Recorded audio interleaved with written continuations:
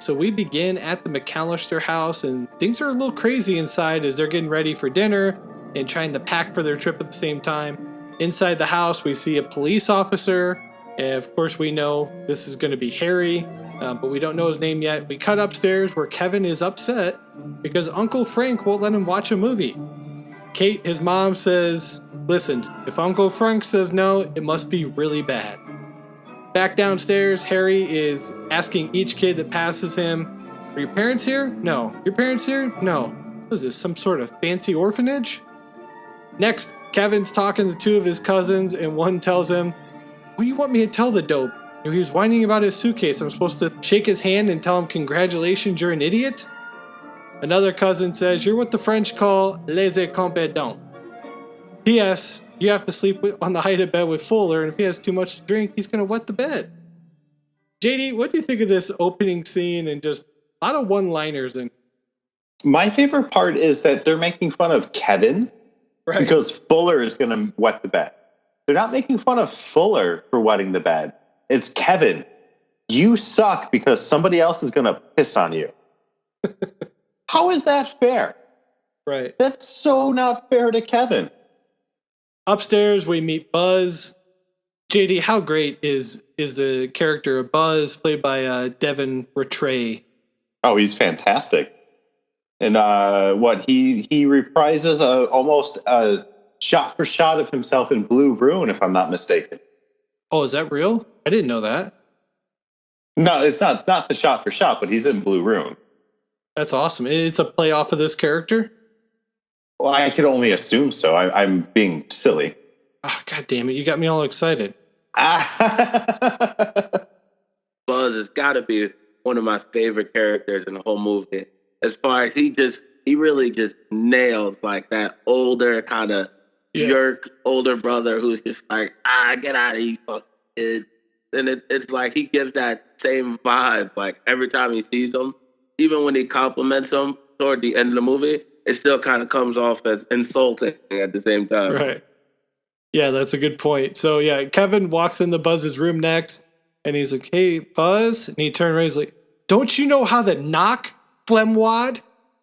Kevin asked if he can sleep in Buzz's room. He's like, I wouldn't let you sleep in my room if you were growing on my ass. Buzz tells Kevin and his cousin to come check out Old Man Marley. He says he's the South Bend shovel slayer. His cousin asks why they haven't arrested him yet, and Buzz is like, oh. He walks up and down the streets here and can't find the bodies. To be honest, it's in the garbage can. That's where he keeps all his bodies. It's full of salt. He shovels it on the sidewalk. The old man looks up at the window, and all three of them take cover. In the next scene here, the pizza man arrives. Harry lets him in. The delivery guy says, so you're just around for the holidays? And Harry's like, yeah, I guess you could say that. Peter goes on to basically tell him his entire alarm system, everything they have in place. And then we cut to the kitchen here, and Kevin's looking for his cheese pizza. And of course, Buzz is here stuffing his face. He says, oh yeah, you want a piece? Someone's going to have to barf it up because it's all gone.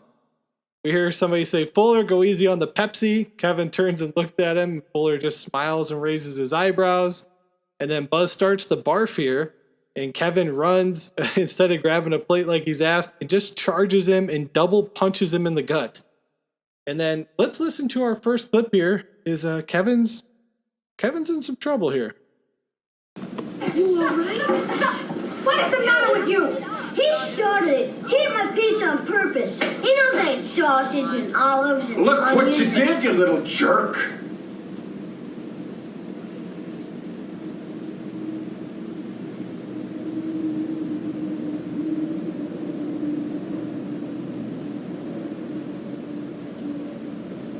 Kevin, get upstairs right now.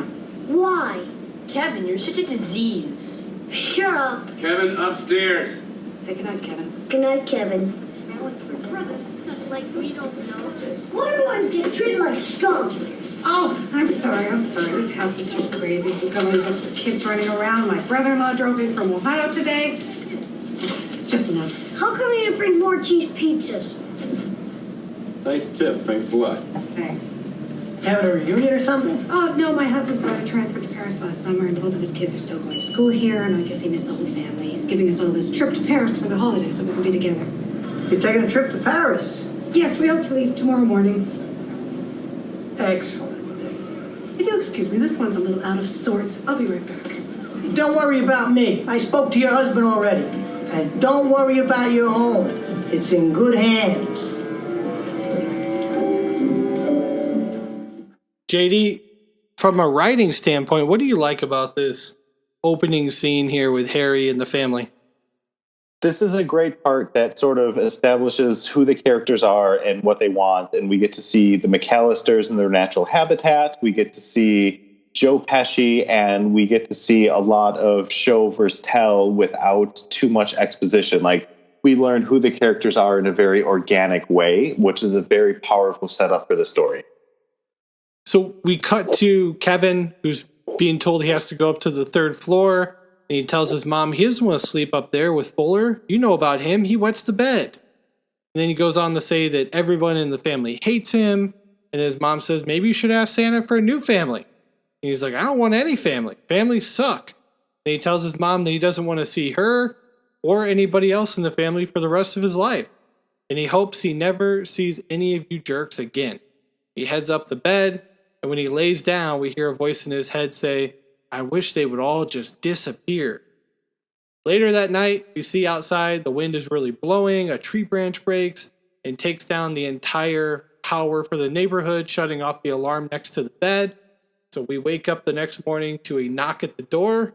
Kate reaches over to check the alarm and then stands up and yells, Peter, we slept in. Warren, what do you think about this scene? I love the scene. I love how it almost came off as magic. Because they made the sound after he said what he said about his family. You hear this magical kind of sound that they make, and then you hear it, and then they boom, then they drop it, and that's it was a very clever way of kind of putting them in a situation and causing more conflict by shutting off that power. And that whole power being shut off is a big catalyst throughout the whole movie as far as when they try to communicate with them and everything. It was a very clever way of kind of putting that in there. Yeah, and I believe John Williams is the one that scored this movie. Obviously, one of the best to ever do it, so that's a great point. Now, outside, the neighborhood kid is pestering the guy that's driving the van. And then he's going through all the bags in the car. And then one of the cousins, Heather, starts a head count. And she's counting everybody 1, 2, 3. She gets to the kid and counts him, place of Kevin. And then they all get into the van. And then Kate comes in. She's like, Heather, you got to count? She's like, yep, 10 kids, including me, partridge, and a pear tree. And then next thing you know, we're off to the airport. And they have to sprint through the entire airport at O'Hare. They load into the plane. They're there just in time. They're told to go in, grab a seat quickly. Peter says, we made it. Kate says, yeah, I just hope we didn't forget anything. We cut back to the house where we see Kevin coming out from the 3rd floor. He's got bedhead. And then we cut right back to an airport that's taking off. He goes downstairs, turns on the TV, and just sits in the kitchen.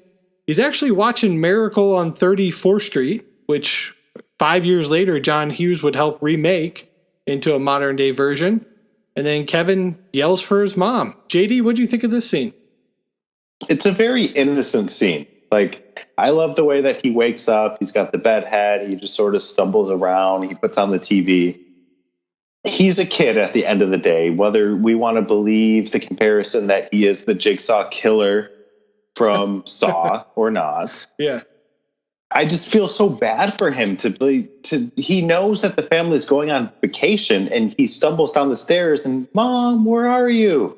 Like, you idiot. Obviously they left you behind. That's a good point.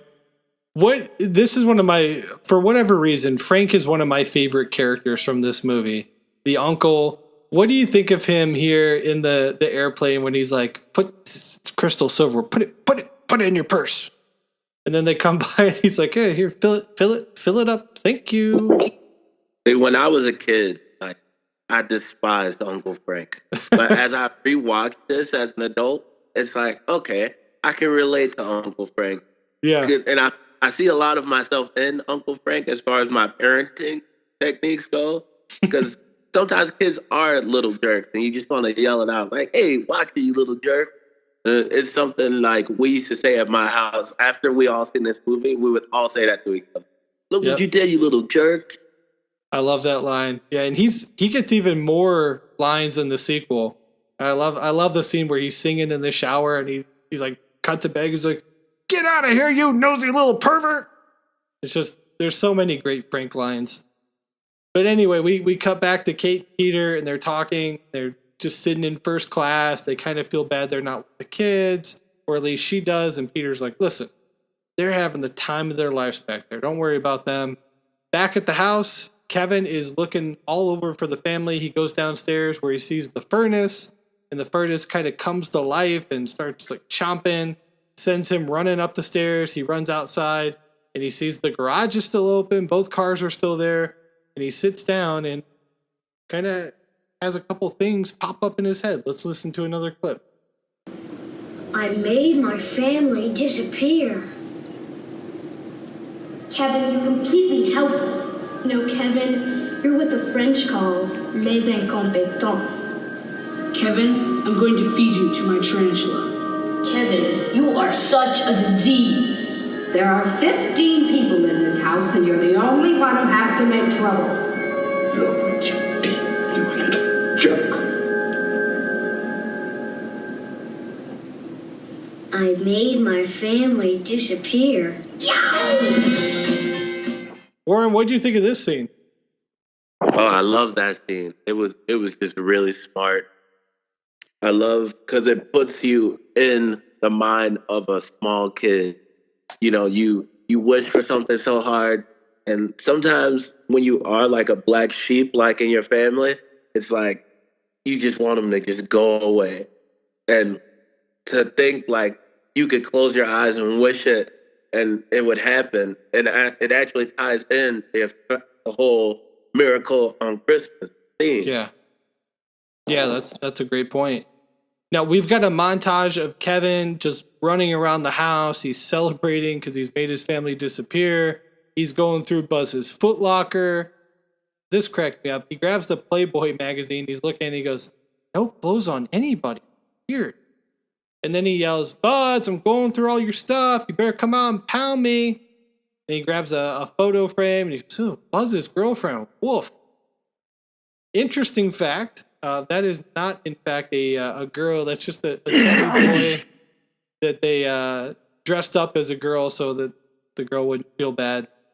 Kevin grabs Buzz's BB gun next and starts shooting down different figurines. And then he's made himself a giant hot fudge sundae and he's watching the scary movie that Uncle Frank wouldn't let him watch. Let's listen to this clip here.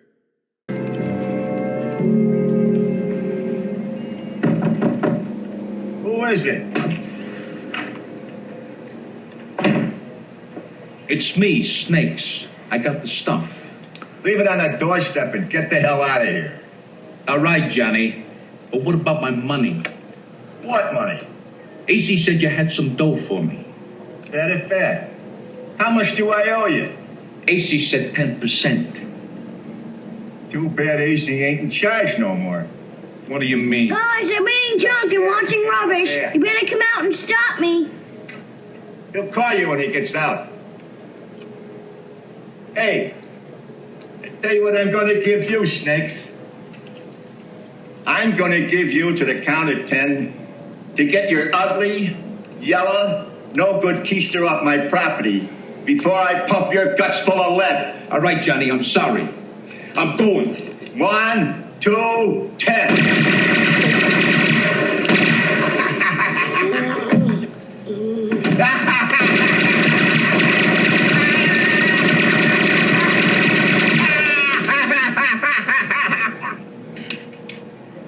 Keep the change, you filthy animal. JD, what'd you think of this scene? Again, I like to focus on the innocence that Macaulay Culkin brings to Kevin McAllister here, because we think that he's adult enough, we think he's old enough, he can have a pizza. He can watch a movie. He can have his fudge sundae. He can have his cake and eat it too. But in reality, he can't. Like, he is not nearly as adult and refined as he hopes that he is. And he tries to watch this film, and his honest to goodness response is, Mom. He cries for Mom like a little bitch. You just said how innocent he was, and called him a bitch. Well, yeah, innocent people are bitches. We cut back to the plane where Kate just can't put her finger on what they are forgetting. And she sits back in her chair, and then she yells out, Kevin! We cut back to the house where Kevin is sledding from the top of the stairs to the outside of the house. And then we cut back to Kate, who's just being comforted by the family. And they're like, it's okay. As soon as we get off the plane, we'll figure it out. And then Frank speaks up, and he's like, don't feel bad. I forgot my glasses. Warren, forgetting your kid at home and forgetting your glasses, totally the same thing, right? You know what? This is another excellent line by Uncle Frank, and it really speaks to his character. And I love that line. When he said it and I watched it as a kid, nothing. I just watched it as an adult. I laughed out loud. I just thought it was just really funny comparing it. And how they all just kind of turn to look at him like, come on, Frank. Yes. So we meet our burglars next, Marv and Harry. Harry, played by the great Joe Pesci. JD, what are your thoughts on Joe Pesci here as Harry? There was one night a few years ago, I was laying in bed, and I heard somebody out my window. And I swear to goodness, it was Joe Pesci.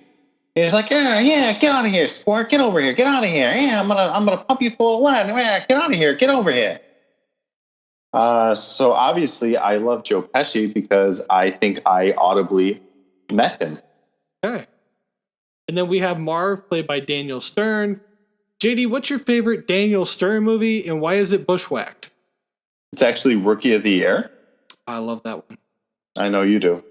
But props for bringing up Bushwhack. Hot ice! Interesting fact, though, Bushwhack, which is a 20th Century Fox film, just like Home Alone, was originally intended to be a spin-off for Marv. And they decided to change the story and make him Max Grabelski instead of Marv.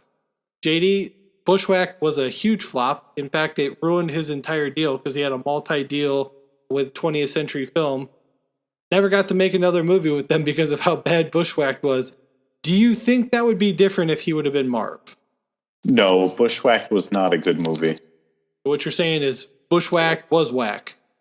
What I'm trying to say to you is Trial and Error with Kramer was a good movie. So we're going to meet the characters here, and we're going to catch them talking in the van. Let's take a listen. Told me from their own mouths. It's almost too easy. Check it out. All the houses with nobody home have automatic timers on their lights. But I got it all figured out. Watch this. Number 664 will be going on right about now. Wait. Number 672 right now. Wait a minute. 671 now. And that's the one, Marvin. That's the silver tuna. Oh, it's very G. Very G, huh? It's loaded. It's got lots of top flight goods. Stereos, VCRs. Toys. Probably looking at some very fine jewelry. Possible cash hoard. Odd marketable securities. Who knows? It's a gem. Maybe a crowbar. Crowbar's up. Warren, what'd you think about this scene here and meeting our burglars for the first time? I thought it was fantastic. And I really loved Daniel Stern in this movie. And watching it just kind of reminded me of how he kind of was a big part of my personal childhood, because he was in a bunch of movies that I loved as a kid, including City Slickers, which I loved. And one of the only like VHS movies we owned was Celtic Pride for some reason. Love that movie. And we used to watch that all the time. But this scene is it's good because it shows that they have some intelligence. Even though they kind of play them as goofballs, it still shows that they are intelligent and they are well planned. Definitely.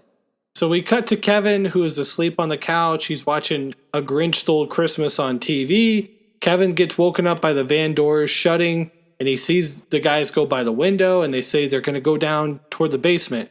So Kevin races down. He turns on the lights, and Marv says, "I thought you said they were gone." Harry's like, "Oh, they're supposed to leave this morning." So they all take off and head back to the van. And then we cut to Kevin, who's now hiding under the bed of his parents' room. JD, what do you think about this scene here? This is really the first time we see Kevin kind of spring into action. He springs into action, but what does he do? He hides under the bed. Right? He's 8. What do you think he was going to do? Walk out and like punch him? I don't. That's the way that I was raised. Kick him in the nuts. I mean, or not raised, because I didn't have, at least Kevin has like a family presence to like teach him stuff, but I don't know. I think it makes sense, his reaction to this situation. Definitely. So we cut back to the airport, and Kate is kicking a lady off the payphone, and then she's telling family members to start calling everybody they know, try and get a hold of somebody from the street. And then we cut back to Kevin, who says he's not a wimp anymore. And he goes outside and he's like, "I'm not afraid anymore. You hear me? I'm not afraid." Then old man Marley comes over with his shovel. Kevin screams and runs back under the bed sheets. We cut next to Kate, who's calling the local police to go and check on Kevin, and just buffoonery here. I mean, they're totally clueless. They're transferring her back and forth. The one cop's literally eating a donut as he's on the phone. And then he cuts back. He sends her back to the lady that transferred the call the first time. He's like, "Got a hyper on too." And then Kate gets transferred over, and the lady's like, "Hey, listen, we'll send a policeman over to check on your son. Relax." So we cut to the cop knocking on the door, but Kevin's so scared to go down there. The cop radios back, "There's no one home. Tell them to count their kids again." Warren, what'd you think of this scene? It was a very silly scene. And the whole back and forth. And even, it was very early 90s, Even the cop sitting there talking like, "Oh, yeah, donut." As he's like, talking to these people. And it's like they could not care less. Like, "Oh, my kid's missing. Hold on, let me put you on hold." It just seems like a very odd exchange between them. Now we're at the airport next. They're trying to get a flight home. Peter and Kate are doing everything they can. Kate says the only way she's leaving here is on a flight. The airline lady says, "Well, you can stay here. We'll put you on standby. If something's opened up, we'll get you on the next flight out of here." So next we have this. Pretty much this is like the iconic scene of the film. This is usually what you'll see on during the holidays if there's a commercial for it. And it's Kevin brushing his hair, putting on some aftershave, and then yelling at the screen. When I was a kid, this cracked me up. I didn't laugh at this. I don't laugh at this anymore. I don't know. JD, is this just old age annoying me? What do you think? Yeah, I think you're getting old for sure. I think you need to check your sock drawer and, maybe refresh in a little. I usually keep a pair of socks in my shorts. No, I know. That's exactly what I'm getting at. Oh, okay. I think for me, most importantly, this is sort of what introduced me to what aftershave is. Yeah. At a very young age, and I had no idea. And again, for me, this is a big scene because I was never taught how to shave myself. And I feel like here, Kevin McAllister has no idea what he's doing. He's just sort of winging it. And he knows his dad's not happy when he slaps that aftershave on. So we cut to Kevin trying to climb the shelf in Buzz's room. He's trying to get this tin box from the top shelf. He almost gets to the top when the shelf breaks and everything comes crashing down. And we have a little bit of foreshadowing here, which I always love, where Buzz's tarantula is now out of his tank and roaming free throughout the house. Kevin grabs Buzz's life savings and heads out of the house. We cut to the Murphy's house across the street where we see Marv and Harry are parked outside and they're inside just robbing the house. The phone rings, and when the voice message starts to play, it's Peter saying, hey, we're still in France. Here's our number if you need to reach us. And Marv says, hey, that house last night, was that the McAllisters? Harry's like, yeah. He goes, yeah, they're gone. And then Harry goes, we're tuna tonight. JD, what do you think of this ending scene here? I love the fact that they call the house Tuna, first of all. Big Tuna. Big Tuna. Big Tuna. And there's such a great amount of bait and switch that's going on between Kevin and Harry and Lloyd. It's like fishing, you know? It's like give them a little bit of bait, pull it on back. And for the first time, like Kevin is starting to lose control over the situation, which I think is a brilliant way of writing this scene, because it's not over the top, like just having them break on into the house. It's doing it and breaking into another house and giving the information. Like it's using exposition in a very, very good way. Definitely. I also like that you said Harry and Lloyd. That's from Dumb and Dumber. I'm not going to edit that out. I'm not mad at it. Future episode, Dumb and Dumber. Oh, shit. Hey, it's close. It's easy to mix those two up. So we're at the store next, and Kevin is trying to purchase a toothbrush, and he wants to make sure it's approved by the American Dental Association. When his neighbor, Old Man Marley, enters the store and kind of slams his hand down on the counter, Kevin backs up and runs out. And then the lady's like, hey, you got to pay for that, son. And then she goes, Timmy, stop that boy. And he starts chasing after him outside. Then he yells for the cop. He's like, shoplifter. And then literally the fattest, most unathletic cop of all time tries to get Kevin. And he just kind of stumbles and falls down on the ice as Kevin slides all the way through on his knees. And then we have a quick shot here of a train going by, which a couple episodes we covered planes, trains, and automobiles. So far, Warren, the only vehicle we're missing here is the automobile. We've got planes, we've got trains. I love the way John Hughes kind of spins this web. What do you think? It was a very clever way to kind of put it in there. And he kind of did that throughout the movie with different things, even play with Kevin McAllister character and harkening back to Uncle Buck. And just a lot, if you caught it, if you recognize his style of writing, then you'll always catch the little, I guess Marvel is known for the Easter egg, but before, John Hughes used to throw a lot of Easter eggs in his movies where he would just kind of pop a joke in there that you wouldn't understand unless you had already seen the movie that he was referring to. Yep, I love that. Harry's mad at Marv in the next scene because Marv has plugged up the sink, and he's like, that's our calling card, man. We're the wet bandits. And as they're arguing, they almost run over Kevin, who's walking home. Harry slams on the brake and yells down his window, and he's like, you gotta watch where you're going. And Marv's like, yeah, Santa Claus doesn't visit the funeral homes, little buddy. Harry says, all right, well, Merry Christmas. He smiles at Kevin, and his little silver tooth sparkles at Kevin.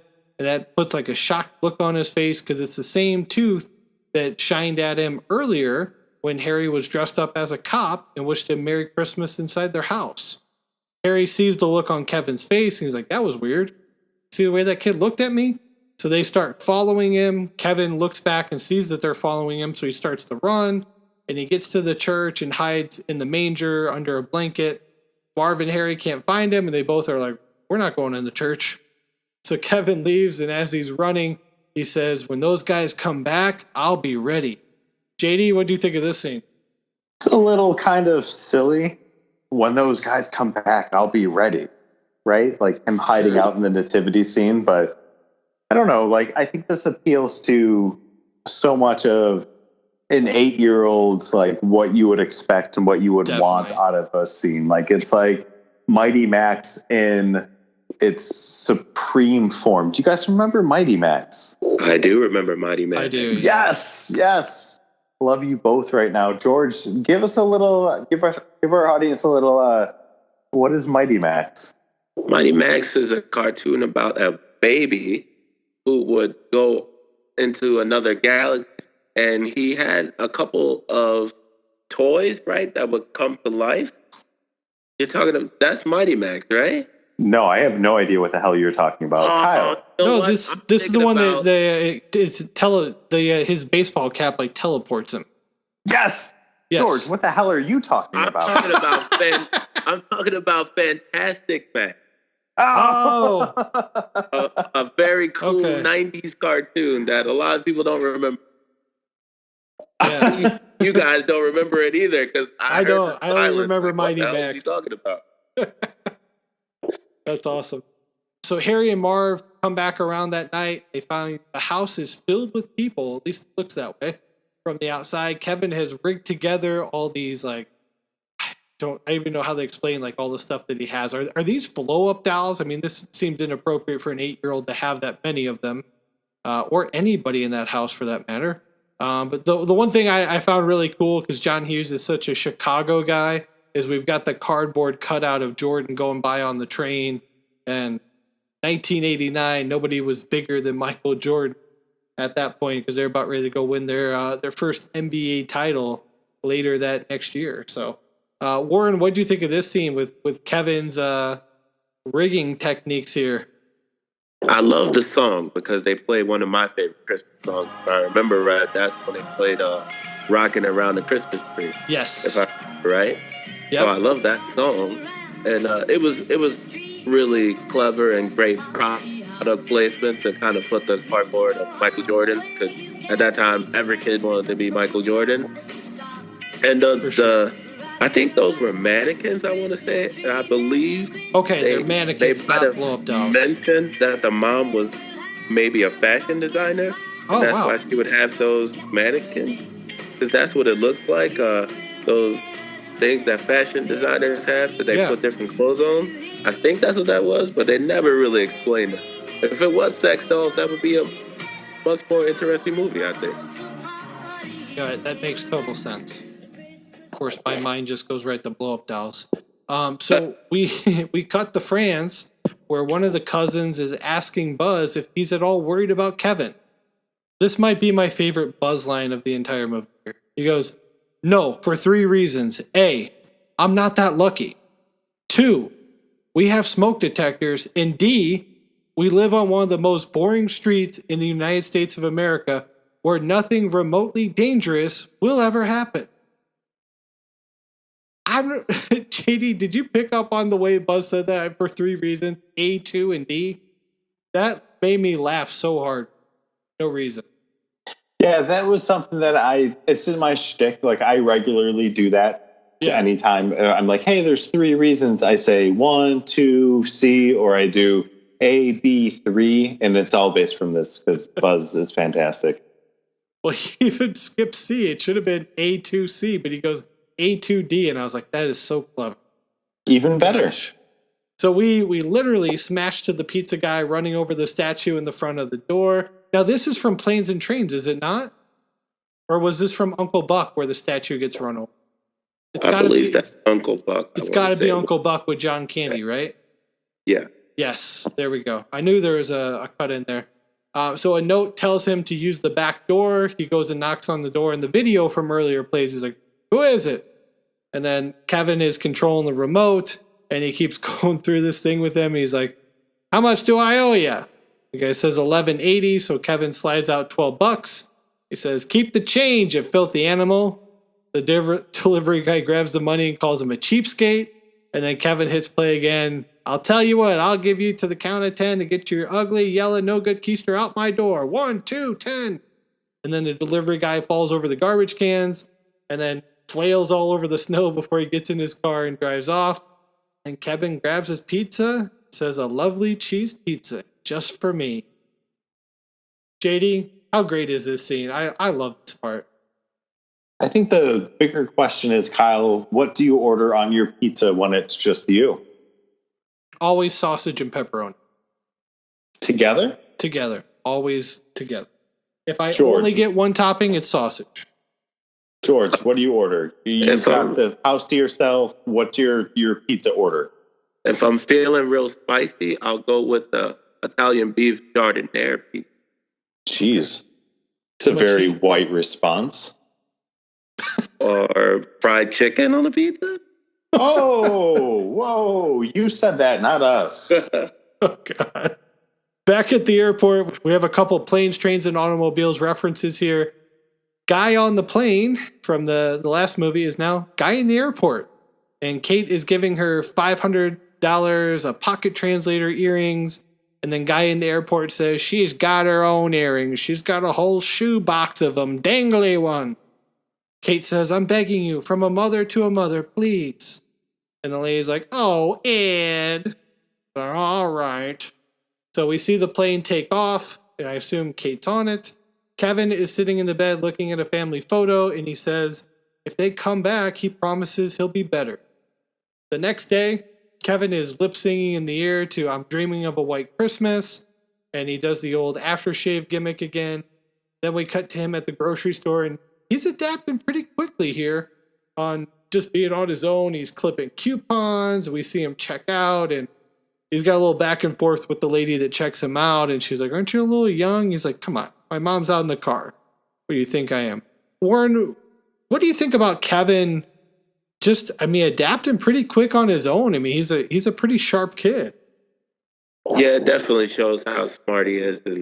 And for me, for some reason, it just comes off as a little annoying, too. Because it's like, when you're trying to do retail and you're trying to do your job, it's like, all right, get the fuck out of here. Like, come on. Like, you're not trying to have an interaction with a little kid, especially like a smug little kid. Right. Like, she's in a car, duh. Like, all right, why don't you get... Yeah, if you've ever worked retail, you probably hate this scene. I can definitely see that. So on the way home, the bags rip and his groceries fall out. And then we cut to Kevin downstairs doing the laundry. And the furnace turns on. And it's doing its thing again at him. And Kevin just turns. He's like, shut up. And it goes away. JD, Kevin's coming into his own here pretty quick. What'd you think of this scene? Oh, he's definitely growing up. He's gone through a lot of the slings and arrows of maturity. And I love that they used this furnace. And I'm going to go ahead and harken us back to the episode of The Burbs with that devil furnace in our archives. The furnace is an evil, evil, evil entity, especially when you're a young child in the basement. And for him to be able to look at it and say, screw you, pal, shows a lot of his character growth. Marv and Harry arrive at the house, and Harry says, I don't get it. Looks like no one's home again, but last night, place was jumping. So he sends Marv to try and go take a look, and he goes around to the back door. And again, Kevin sees it, so he does the whole Angels and Filthy Souls routine again, turns on the VCR, hits play, and we hear Marv coming back into the van after he's been scared off like the pizza guy, and he's like, there's a guy in there, his name was Snakes, and he blew the other guy away, and Harry's just like, snakes? I don't know no snakes. Weird. So they just plan to come back later that night. We cut to the airport. Kate's trying to get a connecting flight, but the customer service person just says, I can't help you. We don't have anything available. She's starting to get really angry when we get our John Candy cameo as Gus Polinski, Polka King of the Midwest. Let's listen to our first scene and only one of two scenes here with John Candy. I could do for you today. Do anything. I can get you a hotel room. What? Excuse me. Can you excuse us for a second? Can I see you for a second, please? Excuse us. Oh. No, but here you got a little bit of a dilemma there. We got a crisis ourselves. Allow me to introduce myself. Gus Polinski. How are you? Polka King of the Midwest. The Kenosha Kickers. Hi there. No? That's okay. I thought you might have recognized. Anyways, I had a few hits a few years ago. That's why, polka, polka, polka, polka, polka, polka. No? Twin Lakes polka, Damavuji polka, a.k.a. Kiss Me Polka, Polka Twist. Well, these are songs. Yeah, some fairly big hits for us, in the early 70s, Yeah, we sold about 623 copies of that. In Chicago? No, Sheboygan. Very big in Sheboygan. They loved it, I'm sorry, did you say you could help me? Anyway, I'm done rambling here. Our flight was canceled, so we gotta drive. So, see the guy in the yellow jacket over there? By the budget sign, he's gonna rent us a nice big van, and we're gonna drive to Milwaukee. Now, I heard you had some problems here getting to Chicago to see your kid or something? My son, we left and he's there. Oh, jeez. If you have to get to Chicago, we'll gladly drive you. It's on the way to Milwaukee. You'd give me a ride? Sure we will. Why not? You gotta get home and see your kid. A ride to Chicago? Sure, it's Christmas time. Thank you. Oh, thank you. You don't mind going with some polka bums? No, I'd love to. So, Warren, what'd you think of this scene here and our first shot of John Candy? Okay, I'm going to definitely say this because I am a big John Candy fan. Good. I was such a fan as a kid that I used to watch the Camp Candy cartoon that a lot of people don't remember. I've actually never seen those, and I'm a huge John Candy fan. It was funny for 1990, whatever it was. But yeah, these scenes that are between John Candy and Catherine O'Hara, is that her name? Yes. If I remember. Because I know they both have a background in improv, and I feel like their scenes together feel very improv. In both of the scenes that they do, they seem to be somehow improv, but fit very into the whole show. Because I really like the idea of him being the polka king, and even his name and the accent that he speaks with. It's very subtly funny. That's interesting that you mentioned that, because that was one of my interesting facts I was going to bring up in a few minutes, but I'll drop it here. John Candy's lines, every single line in this movie are 100% improv. He made them all up on the spot. They had no script for him. So you picked that up right away. That's awesome.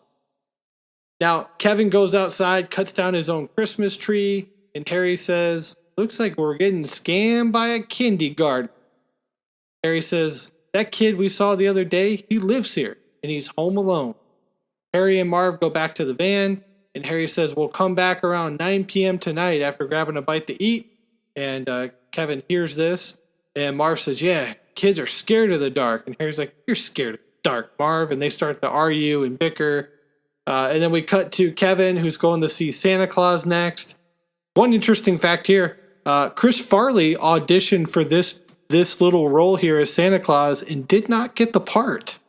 So it went to whoever this other guy is. I know I recognized him from, I think he was in Down Periscope. He's been in some different things, but Santa Claus is leaving and he's got a ticket on his window, and the guy's like, "How low can you get giving Santa a ticket on Christmas? What's next? Rabies from the Easter Bunny?" Kevin comes up from behind and he says, "Yeah, I know you're not the real Santa, but I also know that you work for him. And what I'd like you to do is to tell Santa to bring home my whole family." He names everybody off, and then at the end he goes, "And if he's got time, my Uncle Frank." And then the mall Santa says, "Okay, come here, kid. Got to get a little treat for coming to see Santa." He gives him a couple Tic Tacs and tells him not to spoil his dinner.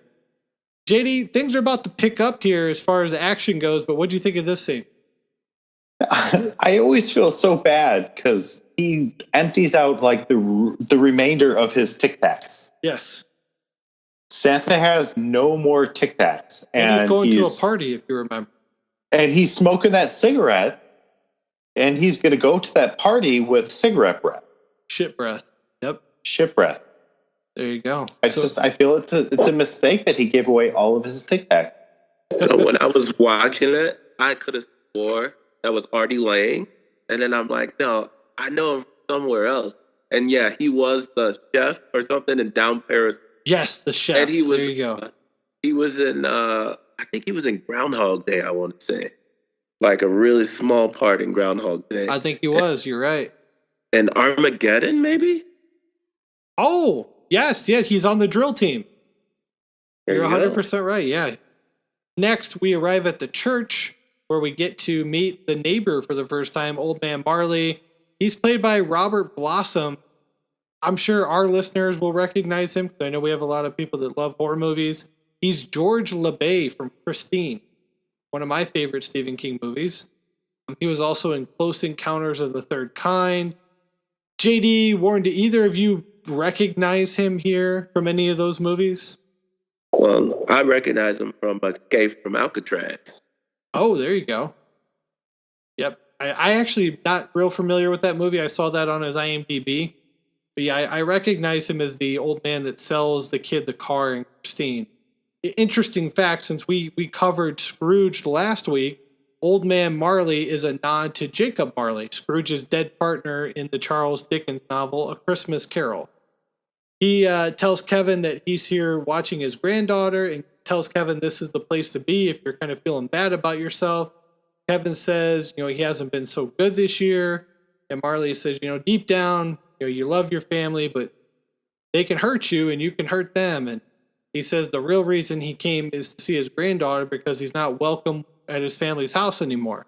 And he explains that he had a temper one night and he told his son that he didn't care to see him anymore. And his son said the same thing.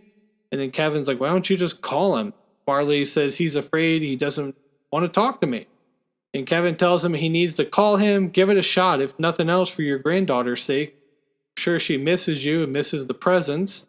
And then Marley tells him he better run along here, get back to where he belongs. They say Merry Christmas to each other, and Kevin goes home as we hear the bells ringing. And I assume, I don't know if that's the 7 o'clock bell or the 8 o'clock bell, but JD, what'd you think of this scene?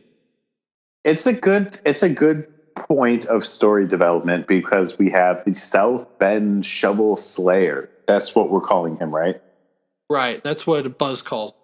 Well, and obviously Buzz is top notch.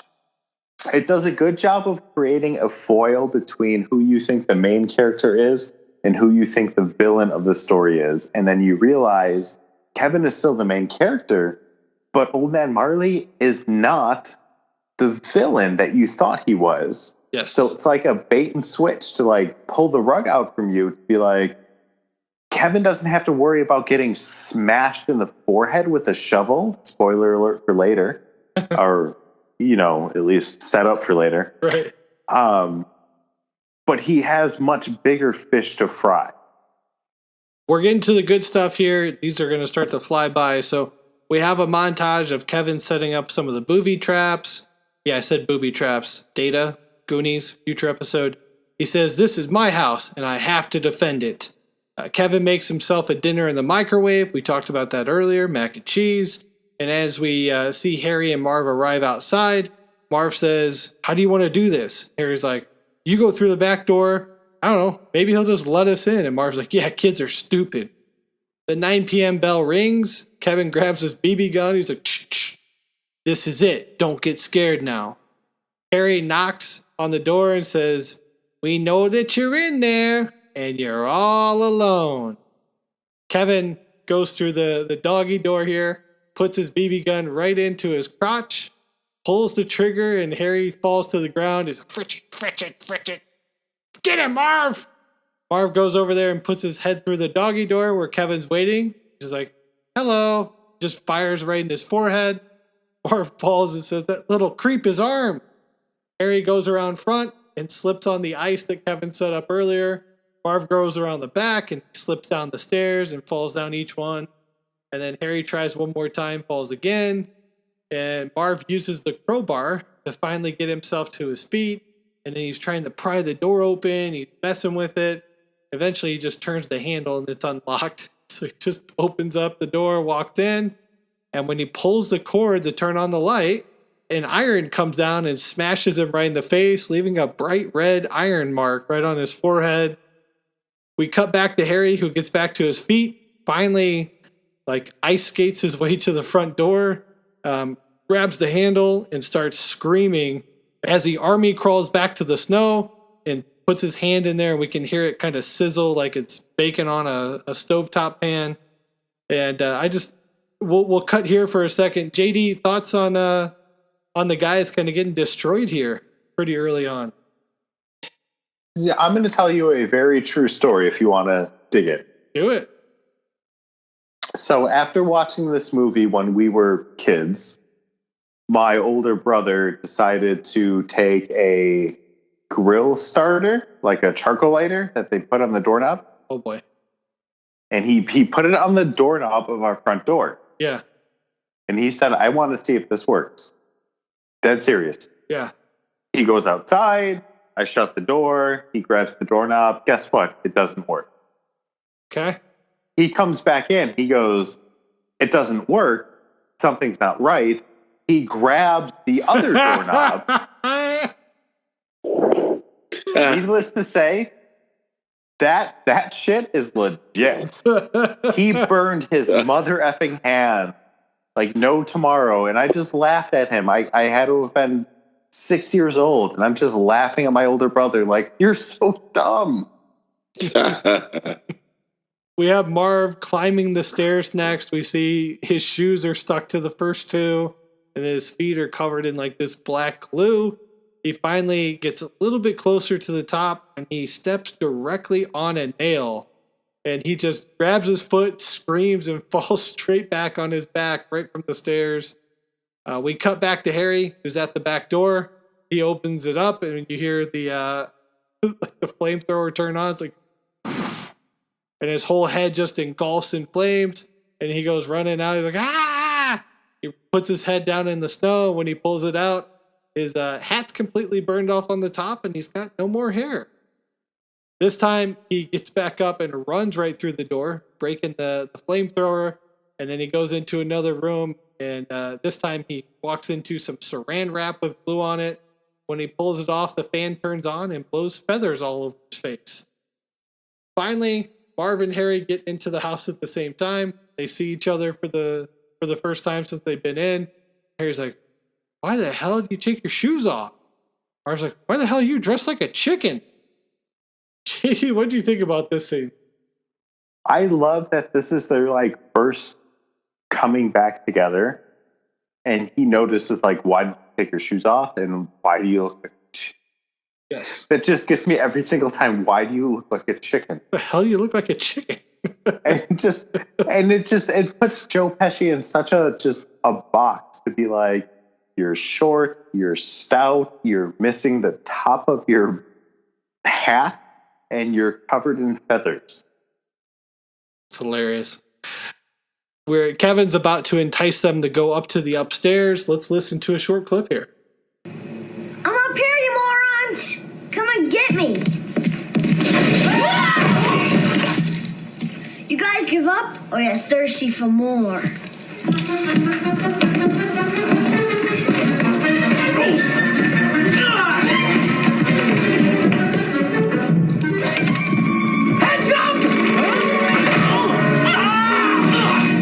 Don't worry, Marv, I'll get him for you.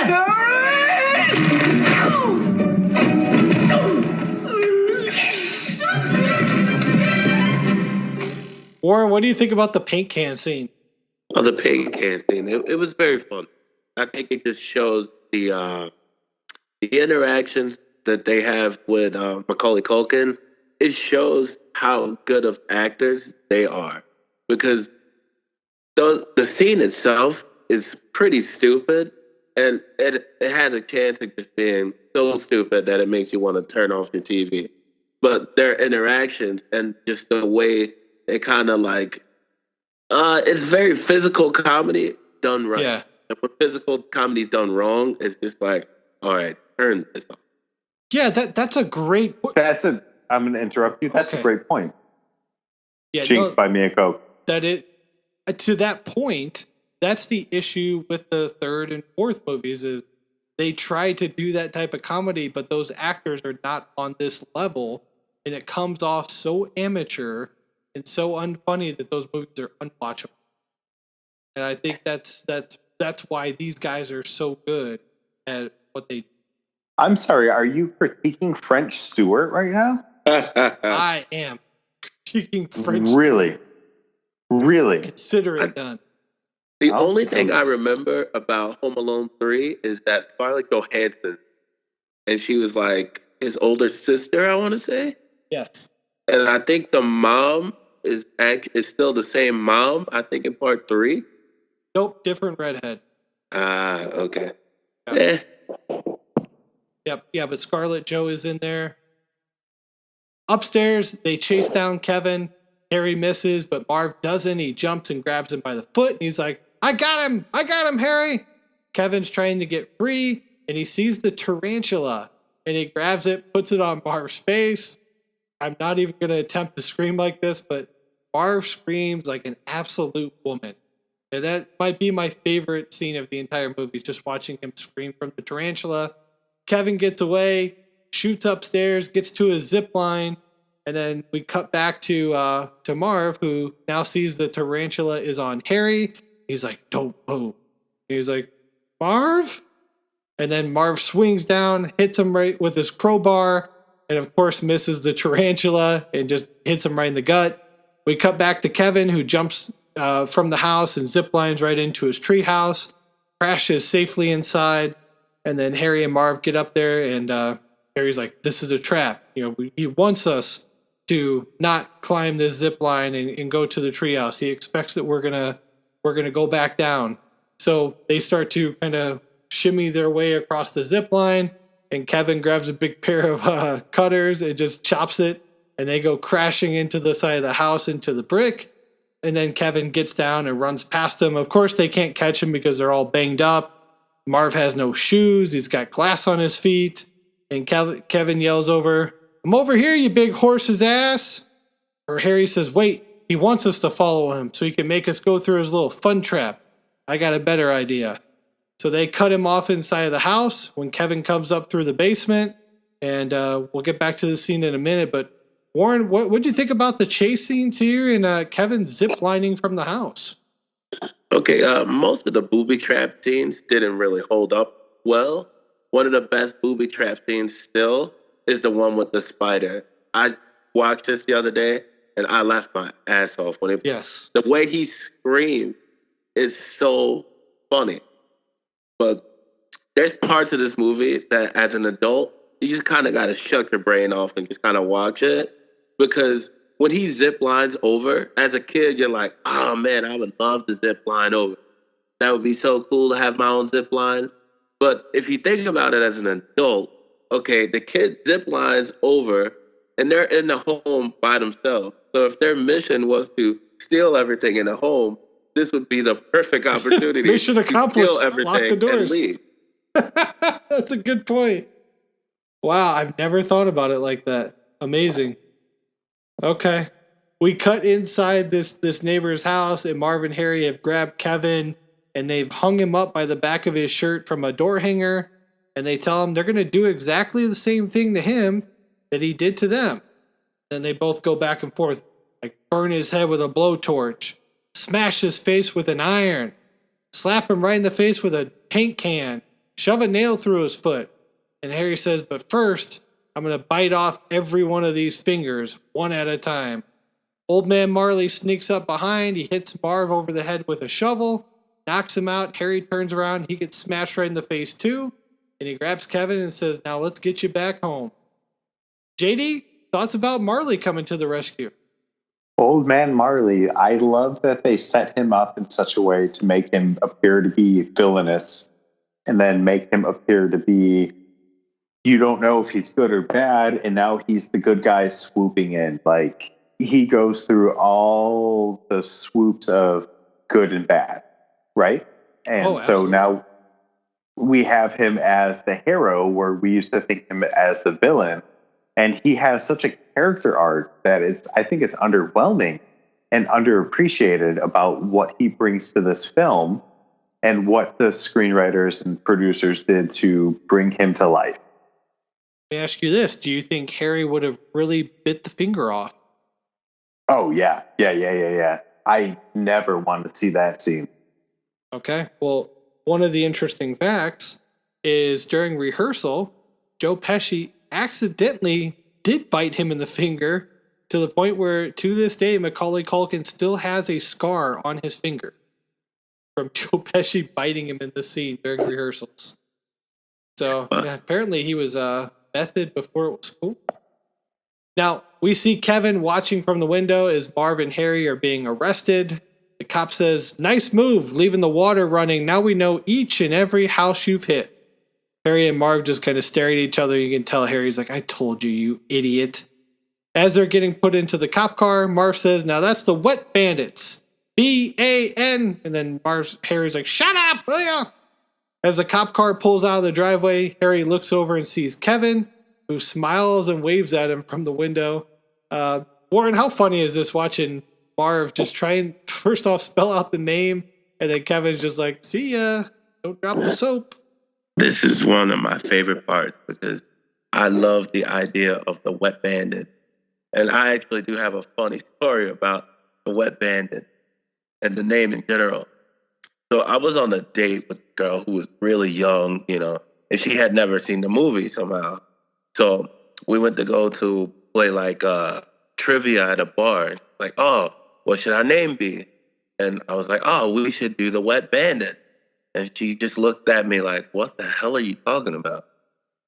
So I went with it, and I'm like, "Oh, she doesn't know the movie." So now I'm just quoting the movie this whole day. I'm getting more drunk, more belligerent, like making all these references, like, "Look at that woman over there. Woof." And the girl's just like, "What the hell is wrong with this guy?" Moral of the story, didn't get a second date on that one. That's awesome. Like, that should have been an episode of Blind Date on MTV back in the day. That would have played well.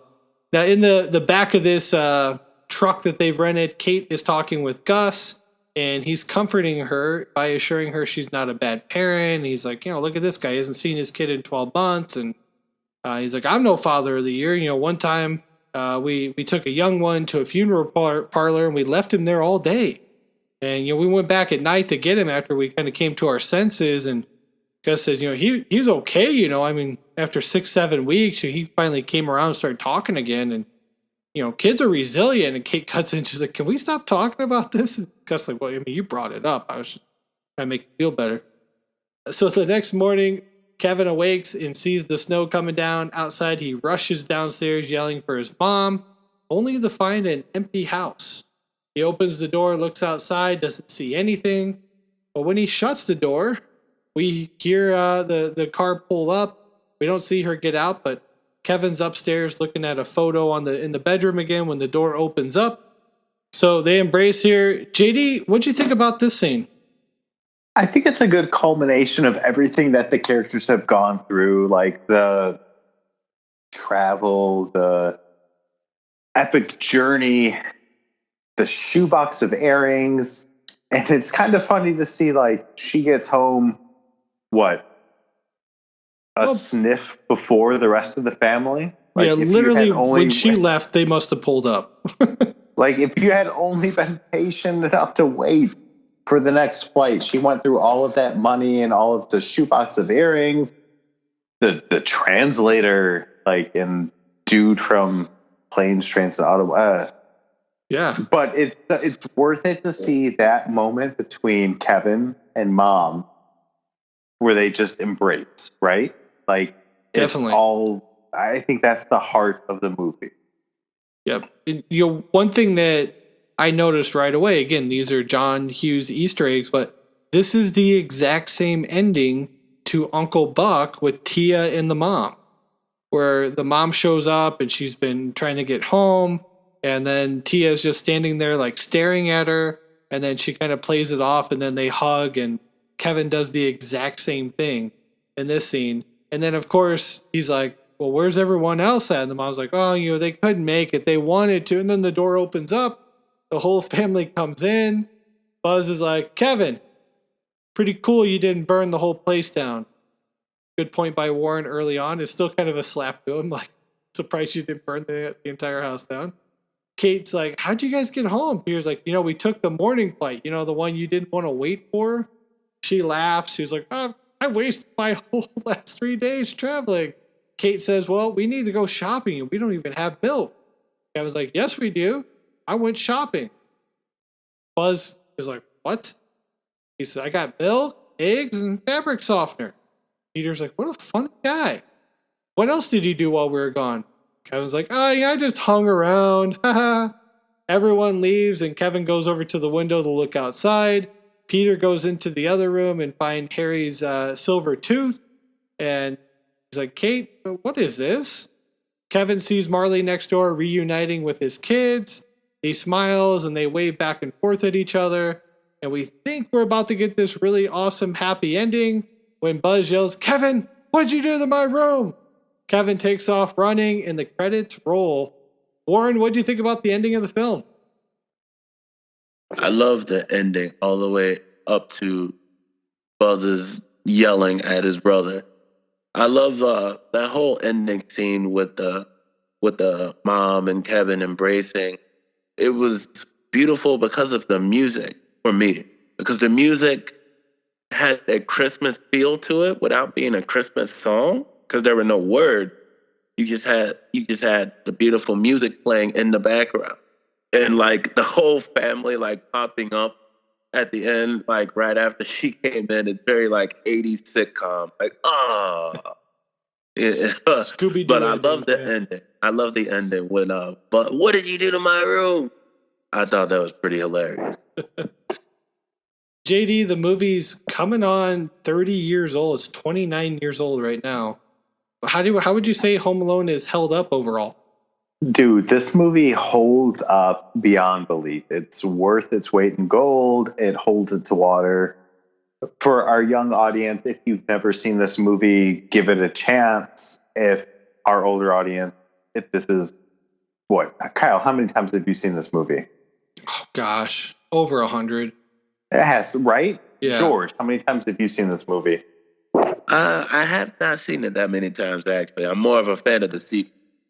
Oh, that is a great and interesting point. So what I will say is, yes, this movie holds its water. The sequel is fantastic.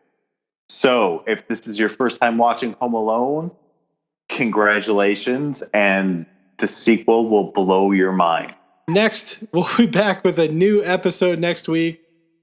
Not sure what we're going to do yet. We're still kind of deciding. I don't think we're going to do movie. Probably going to be more like a Shooting the Breeze episode or some type of like top 5 breakdown. I don't know. JD, we still haven't really put together plans here. Waiting for the Christmas miracle. The magic of Santa will tell us what this next episode will be. Let's put it up to the audience. Like, tweet at us, Insta us, Facebook, hate us. What do you guys want us to talk about? Christmas, just in general, a specific movie. Maybe we finally review Die Hard. I don't know. Could be anything. Yeah, absolutely. Shoot us some feedback there. Warren, thanks again for jumping on the episode, man. We appreciate you coming on and enjoying this 89 classic movie with us. Oh, yeah. Thanks a lot, guys. No problem. And I definitely would like to throw out a possible movie for you guys to do. Okay. And we were talking a lot about Daniel Stern, and it made me think of 2 movies that you guys have not done that don't get a lot of love. One is City Slickers. I think it was a great movie. I don't think you guys have done that. And I don't think you guys have done any Martin Short movie. So I would personally like to see The Three Amigos. Okay. There we go. There's 2 great movies to add to the list. I thought for sure you were going to say Celtic Pride. That's going to be on our list. We just haven't put it on the schedule yet. I do like Martin Short. I haven't seen Three Amigos in forever. I love me some Captain Ron, though. That's a great Martin Short movie that I like. So yeah, we'll definitely have to check those out. Subscribe to the podcast on Apple Podcasts, Google Play, YouTube. Everything's free. Just remember to hit that subscribe button.